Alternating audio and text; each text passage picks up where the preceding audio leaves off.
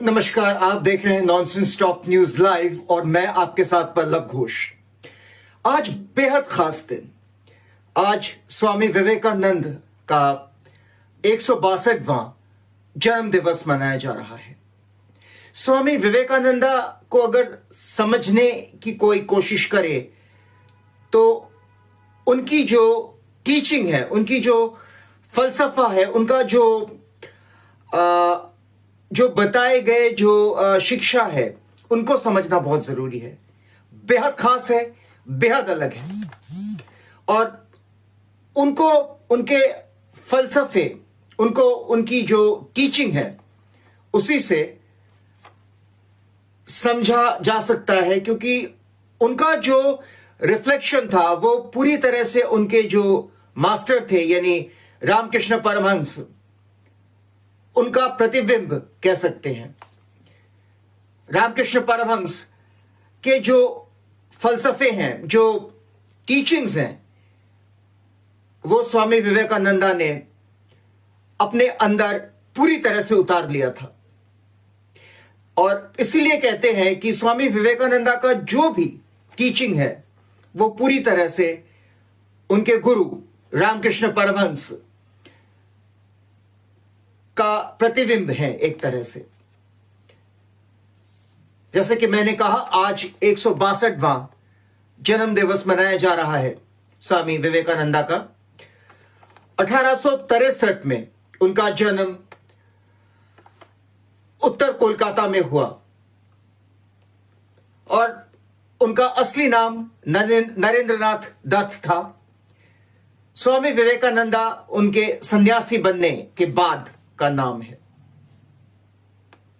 एक बहुत eventful life जिसको कह सकते हैं। स्वामी विवेकानंदा ने कभी भी शायद अपने बचपन में सोचा भी नहीं होगा कि वो एक सन्यासी बनेंगे, या शायद सोचा होगा, क्योंकि कहा जाता है कि वो 7 ऋषि यानी सप्तर्षियों में से एक थे। बेहद खास उनका जन्म था, बेहद खास वो मोमेंट था, वो समय था जब वो अपने गुरु यानी रामकृष्ण परमहंस देव से मिले। और 1897 में वो पहली बार रामकृष्ण परमहंस से मिले। और यह मिलन भी बहुत अजीब रहा, क्योंकि जब वो पहले रामकृष्ण परमहंस से मिले तो उन्होंने रामकृष्ण परमहंस को, जब रामकृष्ण परमहंस ने कहा कि वो मां काली से बात करते हैं या मां काली को देखते प्रत्यक्ष करते हैं, तो स्वामी जी ने एक तरह से उनको झूठा करार दे दिया। उन्होंने कहा कि आप झूठ कह रहे हैं, अगर सच में आप मां काली से बात करते हैं, मां काली को देखते हैं, तो मुझे भी दिखाइए। और रामकृष्ण परमहंस देव ने यह चैलेंज एक्सेप्ट किया। और एक वक्त ऐसा आया जब स्वामी विवेकानंद के परिवार में गुर्बत का आलम था। पैसे के लिए त्राही त्राही कर रहे थे वो। उनके पिताजी का स्वर्गवास हो चुका था, परिवार पे काफी सारे आर्थिक दबाव थे। तो वो रामकृष्ण परमहंस देव के पास पहुंचे और कहा कि क्या तुम्हारी मां मुझे इस, जो अभी मैं ये गुर्बत से गुजर रहा हूं, क्या मदद कर सकती हैं? रामकृष्ण देव हंसे और उन्होंने कहा बिल्कुल। और उन्होंने कहा जाओ, अंदर जाओ और जाकर मां से मांगो कि तुम्हें पैसे दे, तुम्हें धन दे, ऐश्वर्य दे, तुम्हें नौकरी दे। लेकिन मजेदार बात यह है कि स्वामी विवेकानंदा जितनी बार गए, वो 3-4 बार गए रामकृष्ण परमहंस देव के कहने पर, लेकिन हर बार वो जाकर यही मांगकर लौट आए कि उनको बुद्धि दे, उनको शांति दे, उनको आध्यात्म की सोच दे, यानी वो मांग ही नहीं सके पैसे, मांग ही नहीं सके नौकरी। तो रामकृष्ण परमहंस देव ने हंसकर कहा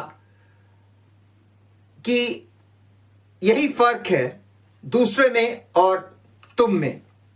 खैर साहब, इसके बाद तो एक तरह से सभी को पता है रामकृष्ण परमहंस देव के साथ स्वामी विवेकानंद का जुड़ाव। स्वामी विवेकानंद करीब रोज दक्षिणेश्वर जाया करते थे, और वहीं एक दिन ऐसा आया कि स्वामी विवेकानंद को रामकृष्ण परमहंस देव ने अपने उंगलियों से छुआ, और वहीं कहा जाता है कि स्वामी विवेकानंद को ब्रह्म ज्ञान की प्राप्ति हुई।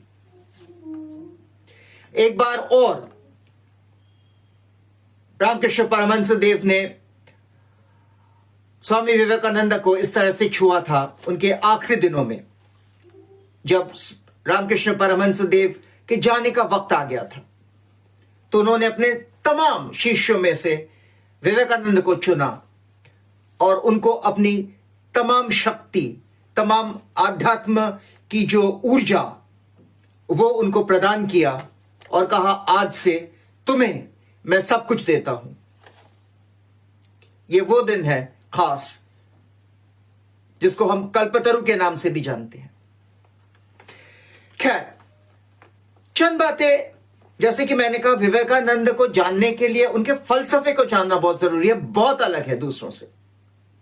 उन्होंने कभी भी धर्म को अपने पर हावी नहीं होने दिया। वो हिंदू धर्म की बात तो जरूर करते थे, वो कन्वर्शन के भी खिलाफ थे, लेकिन उन्होंने ये भी कहा अपने गुरु भाइयों से कि अगर कन्वर्शन हो रही है तो पहले पता करो कि हिंदू धर्म में खामी क्या है, उसके बाद जो लोग कन्वर्ट हो रहे हैं उनसे अपना गुस्सा दिखाओ या उनको उन पर बरसो। हिंदू धर्म की खामियों को तो पहले जानो। उन्होंने कहा था, मानुषे जन्य धर्मो न धर्मे जन्य मानुष, यानी धर्म, क्योंकि उन दिनों में धर्म के ठेकेदार बहुत धर्म करते थे, अभी भी करते हैं। तो स्वामी जी ने कहा था, क्या धर्म आम इंसान के लिए है या आम इंसान धर्म के लिए है? ऐसे कई सारे फलसफे हैं जो स्वामी जी को बिल्कुल अलग करते हैं दूसरों से, हालांकि ये बातें कोई नहीं करता। स्वामी जी ने कहा था, एक बार एक जल से या यहां पर उनकी भेंट हुई, तो उनसे किसी ने पूछा कि औरतों के मामले में उनका क्या राय है एक मुद्दे पर। स्वामी जी भड़क गए, फिर वो शांत हुए और उन्होंने कहा कि मुझसे औरतों के बारे में क्यों पूछते हो? क्या मैं औरत हूं? क्या मैं नारी हूं? नारी को उनका जो हक है, उनकी जो सोच है, उनका जो रास्ता है, खुद चुनने दो। हम लोगों का जो रोल है नारी को मदद करने में या नारी को समझने में सिर्फ इतना है कि हम उनको सक्षम बनाएं, हम उनको सक्षम बनाने में सहायता करें, हम उनको आगे बढ़ने दें, उनके रास्ते में बाधा ना बने। सिर्फ इतना करो, औरतें, नारी अपना जो रास्ता है, अपना जो मंजिल है, वो खुद चुन लेंगी। आज नारी साक्षरता की बहुत बात होती है, इस पर भी स्वामी जी ने सबसे पहला जो पहल किया था। मार्गरेट नोबल, यानी जिनको हम सिस्टर निवेदिता के नाम से जानते हैं, वो स्वामी जी से मिलने आई थी शिकागो कॉन्फ्रेंस की स्पीच के बाद,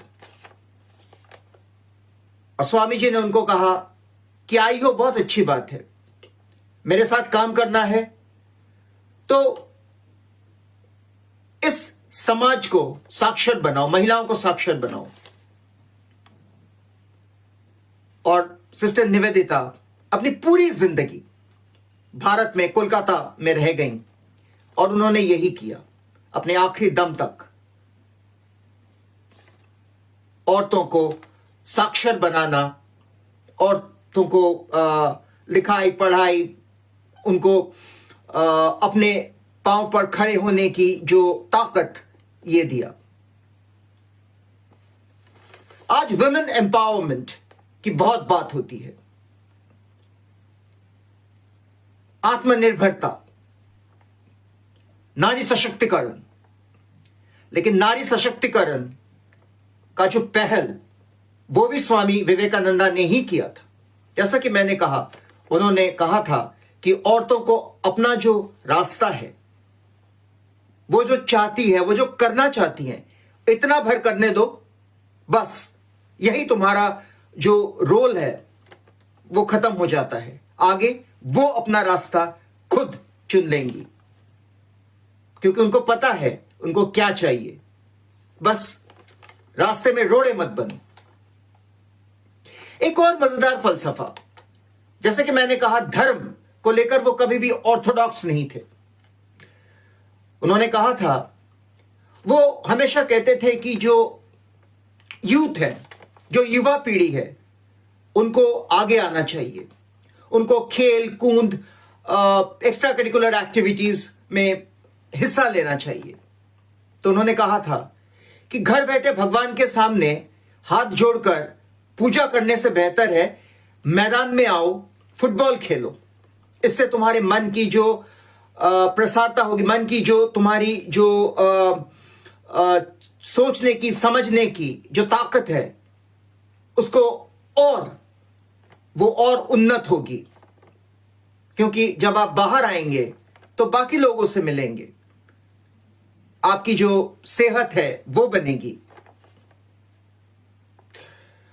ऐसे कई सारे किस्से हैं स्वामी विवेकानंदा के, जिससे मैंने कहा कि उनको दूसरे धर्मगुरु या स्पिरिचुअल लीडर्स से बिल्कुल अलग करते हैं।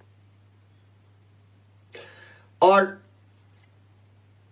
जिन लोगों को पता नहीं है, उनको यह भी कह दूं कि स्वामी विवेकानंदा बहुत अच्छे गायक थे, मौसीकार थे।